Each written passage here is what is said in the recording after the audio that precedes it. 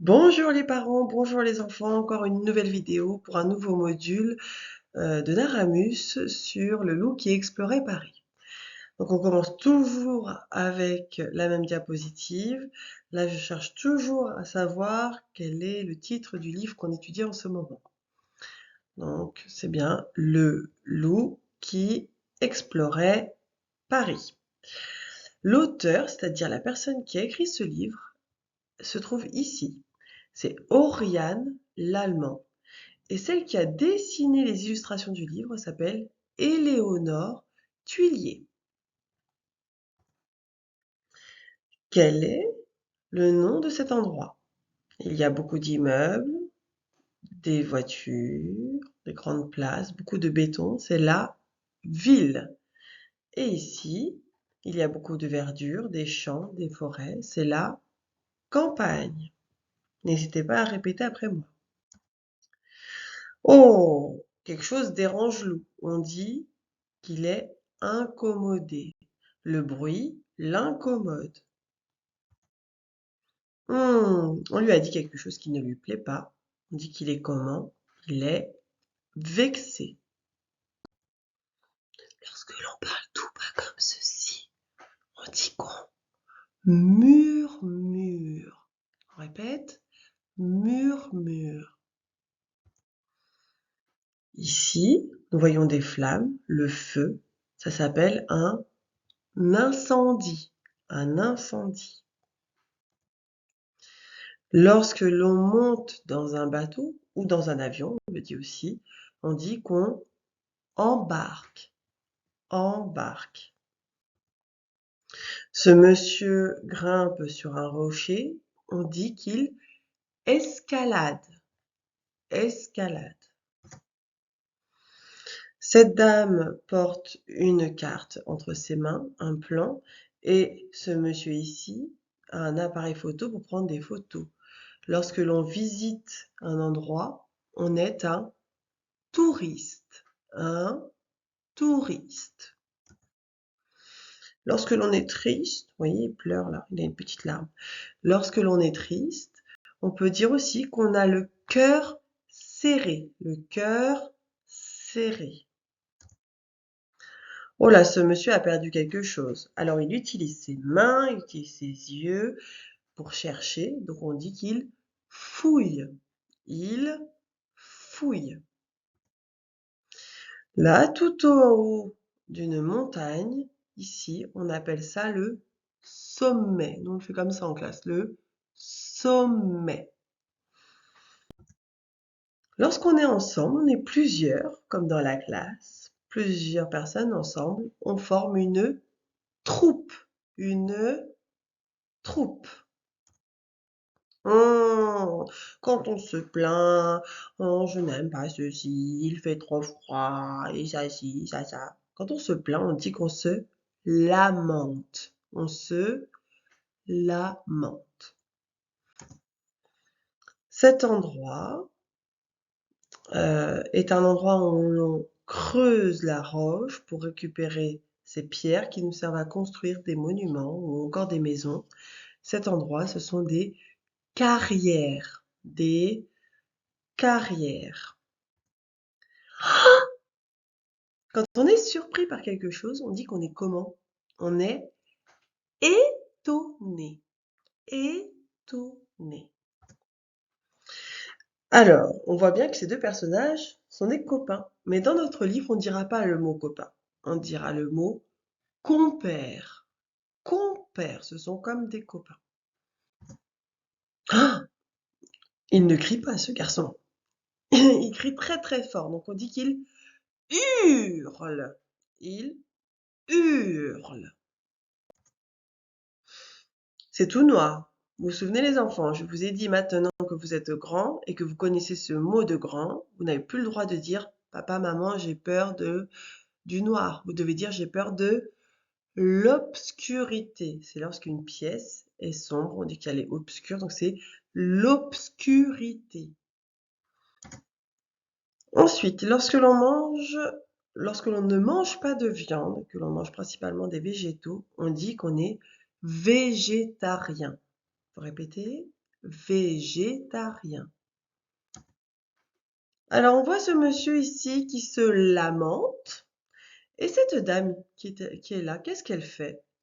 Elle le rassure. C'est-à-dire qu'elle l'aide à aller mieux, à arrêter de se lamenter. Elle le rassure. Comment s'appelle cette famille, composée notamment du crocodile, du caméléon, de la tortue et du serpent? Ce sont des reptiles. Des reptiles. Vous vous souvenez, on a aussi expliqué que nous, les humains, hein, les vaches, les dauphins, nous faisons partie d'une autre famille qui s'appelle les mammifères. Quand on a peur de quelque chose, on dit qu'on craint.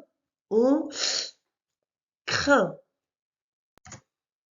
Alors là, cette fois-ci, le canard, il est à la recherche de quelque chose, mais il ne va pas utiliser ses mains, il va juste utiliser ses yeux. On dit qu'il cherche. Il cherche. Ici, cet endroit qui se trouve sous terre, ça s'appelle une galerie. Une galerie. Lorsque l'on montre le chemin à quelqu'un, on dit qu'on fait quoi? On le guide. Va pas à gauche, va à droite, tout ça. On donne des indications pour guider. On guide. Alors, ici, nous voyons une troupe de chanteurs. Plusieurs chanteurs ensemble. Ils chantent. On appelle ça un chœur. Et on avait signalé en classe que le mot chœur, il avait la lettre H en plus. Et c'est très important, on le verra dans l'histoire, c'est très important de signaler que le mot chœur, c'est-à-dire la troupe de chanteurs, s'écrit avec un H, contrairement au chœur, comme ceci, qui lui ne comporte pas de H.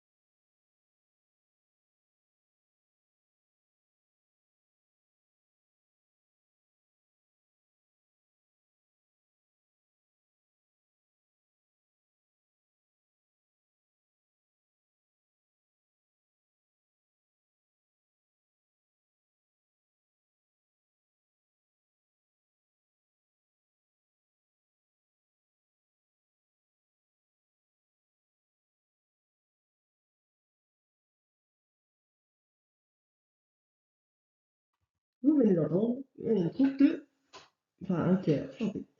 Mot suivant. Donc, ici, nous avons un personnage stupide. Mais c'est pas le mot qui nous intéresse pour aujourd'hui, c'est juste pour faire la différence entre les deux mots les deux adjectifs que nous allons travailler. Nous, dans l'histoire, il y aura ce personnage-là, très intelligent. On dit qu'il est comment? On dit qu'il est futé. Il est futé.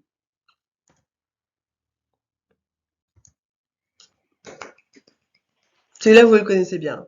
Qu'est-ce qu'on le fait? On applaudit. Applaudit. Ensuite, nouveau monument que nous allons travailler dans notre livre Le loup qui explorait Paris. Il s'agit du Palais Garnier. Vous vous souvenez de sa façade avec toutes ses dorures? Voilà. Et à l'intérieur, le Palais Garnier comme ceci. C'est une salle de spectacle où l'on retrouve des ballerines, qu'on a vu en anglais, vous vous souvenez, avec le mot ballerina. Ok. Et il y a aussi des troupes de chanteurs qu'on appelle des chœurs.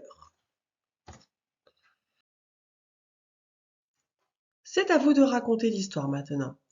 Je vous laisse le temps d'appuyer sur pause et raconter l'histoire.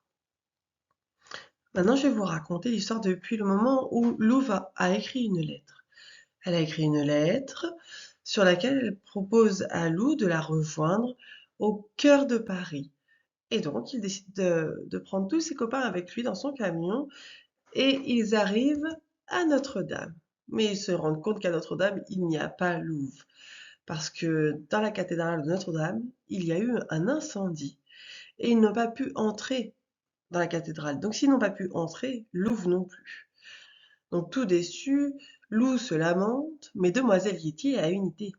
Elle propose de prendre le bateau-mouche pour se rendre à la Tour Eiffel. Là-bas, il fouille la Tour Eiffel de fond en comble, mais il ne trouve pas Louvre. Alors que nous l'avions repérée, Louvre. Elle était ici, juste derrière lui.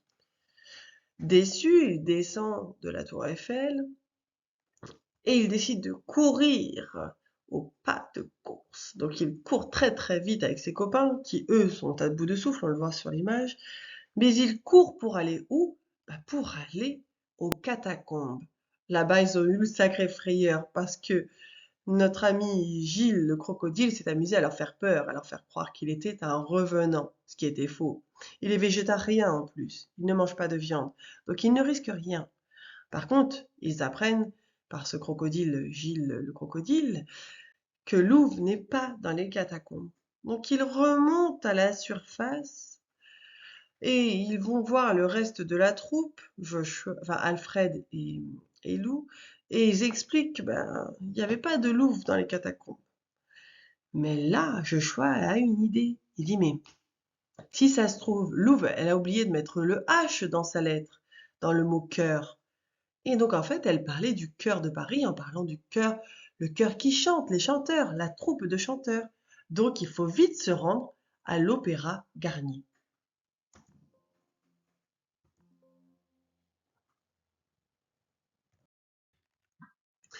Alors, nouveau mot maintenant, nous allons voir comment peut être un chant. Et là, on va voir qu'il est mélodieux. Écoutez bien cet air. Hop.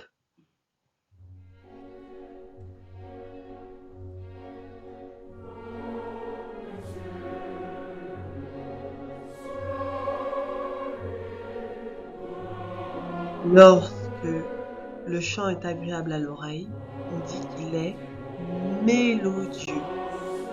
Mélodieux. À fond. Voilà.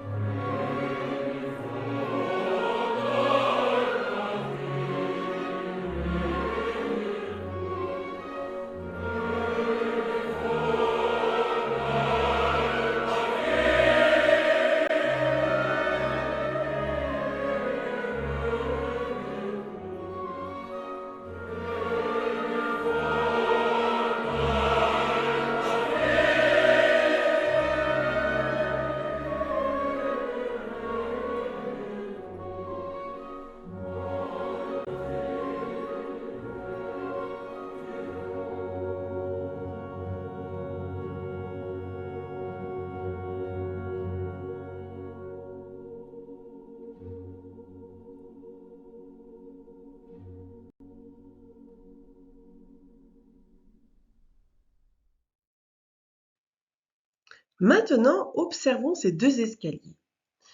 D'un côté, nous avons un escalier qu'on pourrait trouver dans les maisons chez nous, dans la maison chez nous, ici, et puis là, il s'agit de l'escalier central de l'Opéra Garnier. Et j'aimerais savoir comment est-ce qu'il est. Quel mot on peut utiliser pour dire comment il est, l'escalier de l'Opéra Garnier. Alors, nous avions vu que notre escalier à nous, il était fait en bois. Ici, il est en marbre. On avait vu aussi que les marches étaient assez étroites, alors qu'à l'Opéra Garnier, les marches sont larges. Et puis, nous avions vu toutes ces dorures à l'Opéra Garnier que malheureusement, on n'a pas chez nous. Donc, nous avions trouvé ensemble que le mot qui qualifie le mieux les escaliers de l'Opéra Garnier est majestueux. C'est-à-dire que c'est digne d'un roi ou d'une reine, d'une majesté. Donc on dit que ces escaliers sont majestueux, grandioses, majestueux. Ici, cette personne, cet homme, porte une capuche sur sa tête. Alors comment est-ce qu'il est? On dit qu'il est encapuchonné. Il est encapuchonné, c'est-à-dire qu'il porte une capuche. Observons l'homme. Oh, il disparaît. Alors on va dire un autre mot. On va dire qu'il s'évapore. Il disparaît, il s'évapore. C'est le mot que l'on va trouver dans notre livre. Il s'évapore. Cela veut dire qu'il disparaît.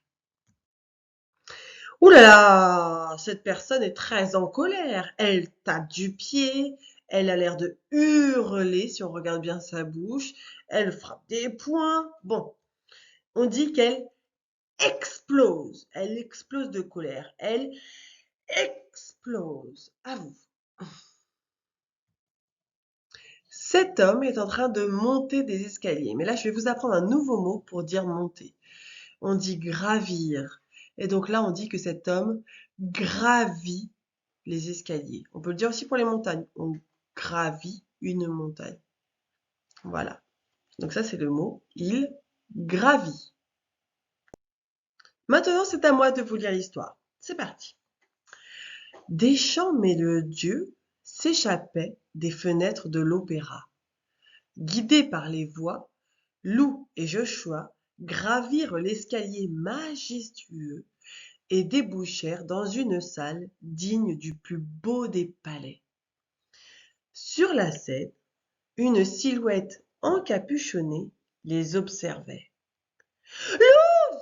Hurla Lou fou de joie. Ah, c'est moi, je suis là! À ces mots, piouf, la silhouette s'évapora. Oh, vous avez rencontré le fantôme de l'opéra, s'émerveilla le maître hibou. On raconte que... Je me moque de ce qu'on raconte! Explosa Lou. Je veux retrouver Lou! Alors maintenant, c'est à moi de vous raconter l'histoire que je viens de vous lire. Et vous, pendant ce temps, vous devez essayer de vous faire le film de l'histoire que je vous raconte dans la tête pour savoir ensuite ce qu'il peut y avoir sur l'illustration du livre. Alors voilà, vous vous souvenez que Lou et son compère sont allés dans les catacombes pour chercher Louvre. Et là, ils ne l'ont pas trouvé. Donc Joshua a une autre idée, il lui dit, mais je sais moi, ce qu'il faut faire, c'est aller à l'Opéra Garnier parce que Lou va sans doute oublier de mettre un H au mot cœur. Et donc il décide d'aller à l'Opéra Garnier, voir tous les chanteurs, etc. Là-bas, sur la scène, c'est-à-dire là où se passent les spectacles, il voit quelqu'un. Ils ne savent pas qui c'est, ils le voient de dos, mais ils voient que cette personne porte une capuche. Il est encapuchonné. Lou croit de loin qu'il s'agit de Louvre. Alors il hurle. Oh, oh, oh, Louvre, je suis là, c'est moi, Lou, ça y est, je t'ai retrouvé. Alors il est fou de joie, il est tout content, il sautille dans tous les sens, il est hyper content. Sauf qu'au moment où il dit ça, la silhouette, c'est-à-dire la personne qui était sur la scène, piouf, elle disparaît, elle s'évapore. On ne sait pas ce qu'elle devient. Et Maître Hibou qui arrive, qui dit: Oh là là là là, mais c'est super ce que vous venez de voir là. C'était le fantôme de l'opéra. C'est un mythe qu'on raconte. À ce qui paraît, il y aurait un fantôme qui rôde dans l'opéra. Mais Lou, il en a strictement rien à faire de ça.